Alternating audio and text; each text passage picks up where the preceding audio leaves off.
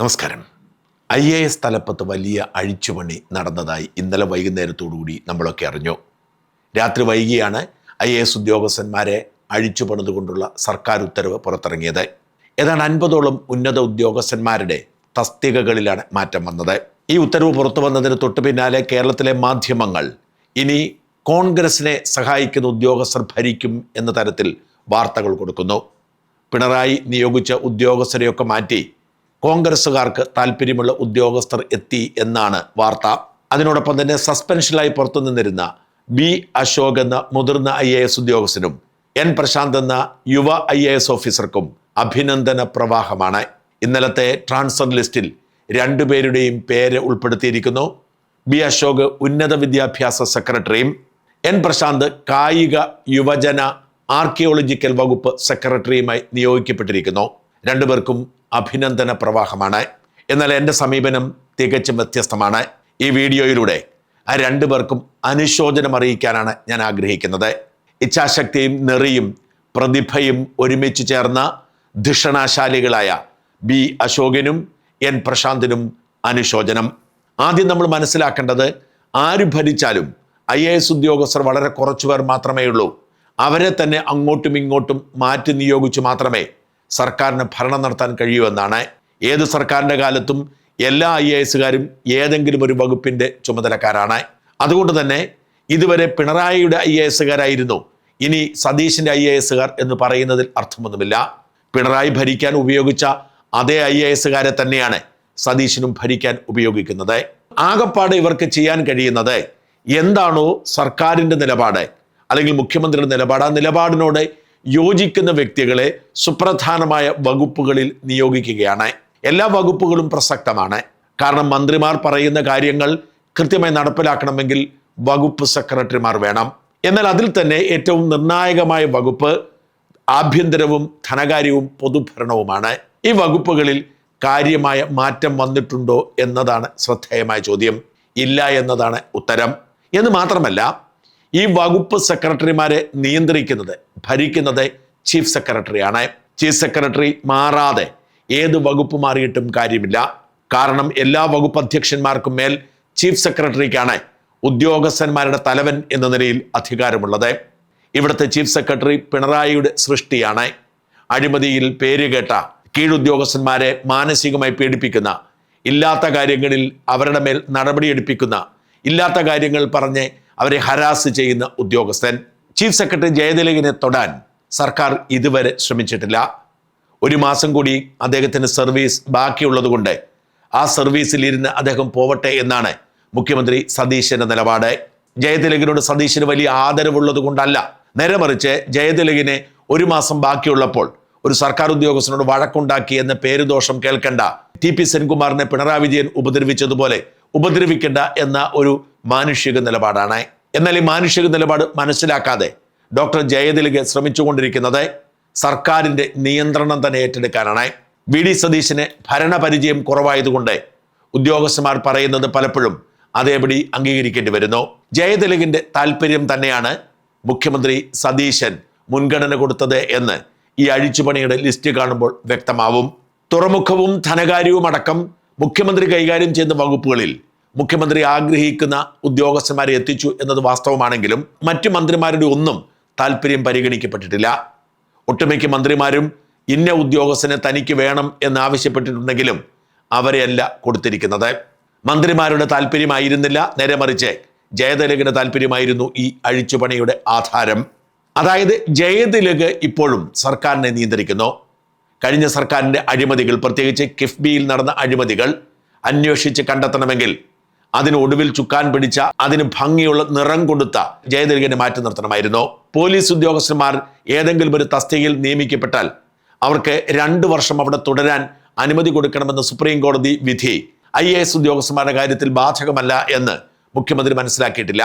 Police ഉദ്യോഗസ്ഥന്മാരോട് അത് പറയുന്നത് മന്ത്രിയെ പോലും അറസ്റ്റ് ചെയ്യാനുള്ള അധികാരം പോലീസ് ഉദ്യോഗസ്ഥർക്ക് ഉള്ളതുകൊണ്ടും പോലീസ് ഉദ്യോഗസ്ഥർ കോടതിയുമായി നേരിട്ട് ബന്ധപ്പെടുന്നത് കൊണ്ടുമാണ്. നിയമം നടപ്പിലാക്കുന്ന കാര്യത്തിൽ രാഷ്ട്രീയക്കാരോ ഭരണാധികാരികളോ പറയുന്നത് ശ്രദ്ധിക്കേണ്ട ബാധ്യത പോലീസ് ഓഫീസർക്കില്ല.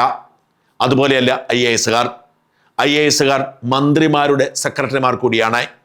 മന്ത്രിമാർ എടുക്കുന്ന നയപരമായ തീരുമാനം നിയമപരമായി നടപ്പിലാക്കേണ്ട ബാധ്യതയാണ് IAS-കാർക്ക്. അതുകൊണ്ട് ഒരു മന്ത്രിക്ക്, ഒരു മുഖ്യമന്ത്രിക്ക് ഒരു IAS-കാരനെ പിടിച്ചില്ലെങ്കിൽ അയാളെ സ്ഥലം മാറ്റാൻ ഒരു നിയമ തടസ്സവുമില്ല. അങ്ങനെ ഒരു സുപ്രീം കോടതി വിധിയുമില്ല. പോലീസിന്റെ കാര്യത്തിൽ സുപ്രീം കോടതി പുറപ്പെടുവിച്ചിരിക്കുന്ന വിധി തങ്ങൾക്കും ബാധകമാണ് എന്ന് IAS-കാർ ദുർവ്യാഖ്യാനം ചെയ്യുന്നതാണ്. ആ ദുർവ്യാഖ്യാനത്തിൽ വീണുപോയത് കൊണ്ടാണ് മുഖ്യമന്ത്രി VD സതീശൻ ഇപ്പോഴും ഈ ജയതിലകിനെ ചുമക്കുന്നത്. ജയതിലകിനെ അന്വേഷണ വിധേയനായി സസ്പെൻഡ് ചെയ്യുന്നതിനോ ചീഫ് സെക്രട്ടറി പദവിയും ശമ്പളവും അനുവദിച്ചുകൊണ്ട് IMG പോലുള്ള മറ്റെന്തെങ്കിലും ഉത്തരവാദിത്തം ഏൽപ്പിക്കുന്നതിനോ നിയമപരമായി ഒരു തടസ്സവുമില്ല എന്ന് VD സതീശൻ മനസ്സിലാക്കിയിട്ടില്ല. കാരണം VD സതീശനെ ഇത്തരം കാര്യങ്ങളിൽ ഉപദേശിക്കുന്നത് ഈ കഥയിലെ വില്ലനായ ജയതിലകാണ്. എനിക്കും നേരിട്ട് പരിചയമുള്ള 5-6 മന്ത്രിമാർ ചോദിച്ചിരുന്ന സെക്രട്ടറിമാരെ അവർക്ക് കിട്ടിയിട്ടില്ല. അതായത് പിണറായി ഭരണത്തിന്റെ തുടർച്ച ചെറിയ അഴിച്ചുപണികളിലൂടെ തുടരാനാണ് ജയതിലകു ശ്രമിച്ചത്. അത് തന്നെയാണ് സംഭവിച്ചുകൊണ്ടിരിക്കുന്നത്. ഇനി നമുക്ക് അശോകിന്റെയും പ്രശാന്തിന്റെയും കാര്യമെടുക്കാം. ആ 2 IAS ഉദ്യോഗസ്ഥരുടെയും സസ്പെൻഷൻ പിൻവലിച്ചത് ഒരു മഹാസംഭവമായി പലരും ചൂണ്ടിക്കാട്ടുന്നു. ഇപ്പോൾ പുറത്തിറങ്ങിയ ഉത്തരവ് പോലെ ഒന്നിറക്കാനായിരുന്നെങ്കിൽ എന്തിനാണ് ഇത്രകാലം കാത്തിരുന്നത്? എല്ലാ അന്വേഷണങ്ങളും തുടരുന്നു, എല്ലാ നടപടികളും തുടരുന്നു, എന്നാൽ ഇവരുടെ സസ്പെൻഷൻ പിൻവലിച്ചിരിക്കുന്നു. ഇത്രയും ലളിതമായ ഒരു കാര്യത്തിന് എന്തിനാണ് ഇത്ര ദിവസങ്ങൾ കാത്തിരുന്നത്? ഇവരുടെ മേലുള്ള അച്ചടക്ക നടപടി തുടരുന്നത് ഇവർക്ക് അർഹമായ പ്രൊമോഷൻ തടയുന്നതിനും ഇവർ സുപ്രധാനമായ പദവികളിൽ എത്താതിരിക്കാനും വേണ്ടിയാണ്. N പ്രശാന്തിന്റെ കാര്യം മാത്രം എടുക്കുക. അദ്ദേഹം ഇപ്പോഴും സ്പെഷ്യൽ സെക്രട്ടറി പദവിയിൽ തുടരുന്നു. പിണറായി വിജയന്റെ കടൽ കൊള്ള നീക്കത്തിന് കൂട്ടുനിൽക്കാതിരുന്നതിന്റെ പേരിൽ അന്നു മുതൽ അനഭിമിതനായതാണ്. അന്നു മുതൽ നുണക്കഥകൾ പറഞ്ഞ് പ്രശാന്തിനെ മാറ്റി നിർത്തുന്നു. ഇപ്പോഴും ജൂനിയർ IAS ഉദ്യോഗസ്ഥന്മാരുടെ സ്പെഷ്യൽ സെക്രട്ടറി പദവിയിൽ തന്നെയാണ് പ്രശാന്ത്. പ്രശാന്തിനേക്കാൾ ഏറെ ജൂനിയറായ നിരവധി പേരെയാണ് ഇപ്പോൾ പുറത്തുവിട്ടിരിക്കുന്ന ലിസ്റ്റിൽ സെക്രട്ടറിമാരായി, വകുപ്പ് തലവന്മാരായി നിയോഗിച്ചിരിക്കുന്നത്. ആ പ്രശാന്തിന്റെ സസ്പെൻഷൻ നടപടി നേരത്തെ പിൻവലിക്കുകയും അദ്ദേഹത്തിന് അർഹമായ പ്രൊമോഷൻ കൊടുക്കുകയും ചെയ്തിരുന്നെങ്കിൽ ഏറ്റവും സുപ്രധാനമായ ഒരു വകുപ്പിൽ അദ്ദേഹത്തെ സെക്രട്ടറിയായി നിയോഗിക്കാമായിരുന്നു. ഇപ്പോൾ യുവജന കായിക ആർക്കൈവ് വകുപ്പിൽ സ്പെഷ്യൽ സെക്രട്ടറിയാണ്. എന്ന് വെച്ചാൽ അതിന് മുകളിൽ മറ്റൊരു സെക്രട്ടറിയോ പ്രിൻസിപ്പൽ സെക്രട്ടറിയോ ഉണ്ടെന്നർത്ഥം. ആവശ്യത്തിന് IAS ഉദ്യോഗസ്ഥന്മാർ ഇല്ലാതെ വലയുന്ന സർക്കാർ ഇതാണെന്ന് ഓർക്കണം. പലയിടങ്ങളിലും വകുപ്പ് മേധാവികൾ സ്പെഷ്യൽ സെക്രട്ടറിയോ സെക്രട്ടറിമാരോ ആണ്. കാരണം അത്രയും പ്രിൻസിപ്പൽ സെക്രട്ടറിമാർ ലഭ്യമല്ല. അവിടെയാണ് തൊട്ടതെല്ലാം പൊന്നാക്കിയ, സർക്കാർ സ്ഥാപനങ്ങളെ ലാഭകരമാക്കിയ പ്രവർത്തന പരിചയമുള്ള പ്രശാന്തിനെ മാറ്റി നിർത്തിയിരിക്കുന്നത്. പ്രശാന്തിനെ പോലെയുള്ള ഒരാളുടെ അച്ചടക്ക നടപടി പിൻവലിച്ച് ഏതെങ്കിലും പ്രധാനപ്പെട്ട വകുപ്പിൽ സെക്രട്ടറിയായി നിയോഗിച്ചാൽ അതിന്റെ നേട്ടം പ്രശാന്തിനല്ല, സർക്കാരിനാണ്. ഏത് വകുപ്പിലിരുന്നാലും പ്രശാന്തിന് കിട്ടുന്ന ശമ്പളം ഒന്ന് തന്നെയാണ്. എന്നാൽ പ്രശാന്തിനെ പോലെ പ്രതിഭാധനനായ ഒരു ഉദ്യോഗസ്ഥനെ ഉത്തരവാദിത്തപ്പെട്ട വകുപ്പിലേക്ക് കൊണ്ടുവന്ന് ആ വകുപ്പ് നന്നായി ഭരിക്കാനുള്ള വിവേകമായിരുന്നു സർക്കാർ കാണിക്കേണ്ടത്. എന്നാൽ B അശോകന്റെ കാര്യത്തിൽ അത്രയും കുറ്റം പറയാൻ കഴിയില്ല. B അശോക് കൃഷി വകുപ്പിന്റെ പ്രിൻസിപ്പൽ സെക്രട്ടറി ആയിരുന്നപ്പോഴാണ് ജയതിലകിന്റെ അനിഷ്ടത്തിന് കാരണമാവുന്നത്. അങ്ങനെ അദ്ദേഹത്തെ സൈനിക ക്ഷേമ വകുപ്പിലേക്ക് മാറ്റുന്നു. അവിടെ നിന്നും അദ്ദേഹം ഇപ്പോൾ ഉന്നത വിദ്യാഭ്യാസ വകുപ്പിന്റെ സെക്രട്ടറി എത്തുമ്പോൾ അതൊരു മോശം പോസ്റ്റാണെന്ന് പറയാൻ സാധ്യമല്ല. നമ്മുടെ രാജ്യത്തിന്റെ ഭാവിയെ ബാധിക്കുന്ന നിർണായകമായ വകുപ്പ് തന്നെയാണ് ഉന്നത വിദ്യാഭ്യാസ വകുപ്പ്. മാത്രമല്ല റോജി M. ജോർജ് എന്ന് പറയുന്ന മിടുക്കനായ ചെറുപ്പക്കാരനാണ് ആ വകുപ്പ് ഭരിക്കുന്ന മന്ത്രി. അതുകൊണ്ട് തന്നെ ഉന്നത വിദ്യാഭ്യാസ വകുപ്പിൽ അശോകിന്റെ കയ്യൊപ്പുണ്ടാകുമെന്നും ആ വകുപ്പ് മെച്ചപ്പെടുമെന്നും നമുക്ക് തീർപ്പാക്കാം. അപ്പോഴും പ്രശ്നം ബാക്കിയാവുന്നു. ആഭ്യന്തര വകുപ്പ് പോലെ, ധനകാര്യ വകുപ്പ് പോലെ ഏറ്റവും ശ്രദ്ധേയമായ ഒരു വകുപ്പിന്റെ സെക്രട്ടറിയാക്കി B അശോകിനെ മാറ്റിയിരുന്നെങ്കിൽ അതിന് ഗുണമുണ്ടാവുന്നത് സർക്കാരിനായിരുന്നു. ഈ അഴിച്ചുപണിയിൽ ഒട്ടും ആഹ്ലാദം തോന്നാത്തത് ഈ സർക്കാർ നന്നായി പെർഫോം ചെയ്യണം, ഈ സർക്കാർ പിണറായി ദുർഭരണത്തിന്റെ എല്ലാ ചെയ്തികളും അവസാനിപ്പിക്കണം, ഈ സർക്കാരിനെ ജനങ്ങൾ കൈയടിക്കണം എന്ന് ആഗ്രഹിക്കുന്നത് കൊണ്ടാണ്. അധികം IAS ഉദ്യോഗസ്ഥന്മാർ മിടുക്കന്മാരായി ഇല്ലാത്ത നാട്ടിൽ മിടുക്കന്മാരെ പ്രധാനമായ പദവികളിൽ നിയോഗിച്ചില്ലെങ്കിൽ അതിൻ്റെ നഷ്ടവും ക്ഷീണവും സർക്കാരിനാണ്. അത് ഈ അഴിച്ചുപണിയിൽ ഇല്ല എന്നതാണ് എന്നെ നിരാശപ്പെടുത്തുന്നതും വലിയ ആവേശത്തോടെ ഈ മാറ്റത്തെ സ്വീകരിക്കാൻ മനസ്സില്ലാത്തതും.